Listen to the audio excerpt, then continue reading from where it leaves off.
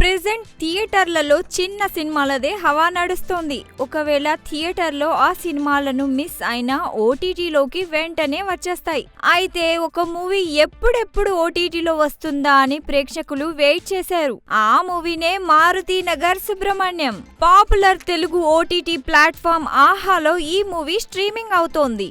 ఈ వీక్ థియేటర్లో చెప్పుకోదగిన సినిమాలేవీ లేవు.